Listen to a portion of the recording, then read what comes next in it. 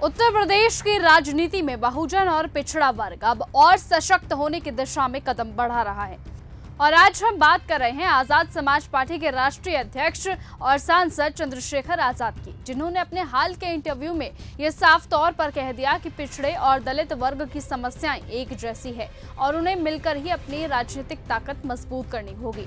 चंद्रशेखर आजाद ने कहा कि साल 1931 की जनगणना के मुताबिक पिछड़े और अति पिछड़े वर्ग की आबादी 52% है, लेकिन समाज, राजनीति और अर्थव्यवस्था में उनका प्रतिनिधित्व केवल 27% आरक्षण तक सीमित है। इसके अलावा कई राज्यों में यह आरक्षण भी पूरा नहीं लागू हुआ है। उन्होंने कहा कि अगर अपने अधिकारों के प्रति जागरूक नहीं हुए तो नेता हमेशा उनको भोला बनाए रखेंगे और सत्ता का फायदा उठाएंगे। उन्होंने आगे बोला कि 9 अक्टूबर को लखनऊ में पिछड़ा वर्ग अधिकार सम्मेलन आयोजित किया जाएगा, जो मान्यवर काशीराम साहब के परिनिर्माण दिवस के अवसर पर आयोजित किया जा रहा है।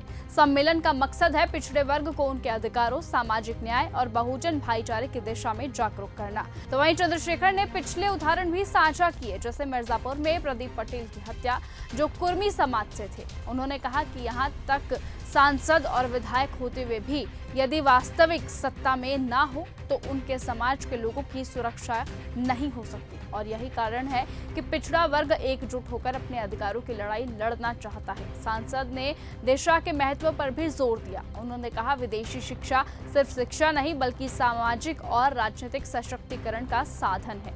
ऐसे में बाबा साहेब अम्बेडकर इसका सबसे बड़ा उदाहरण है। पिछड़े और दलित वर्ग की इस एकजुटता का राजनीतिक असर भी साफ दिख रहा है।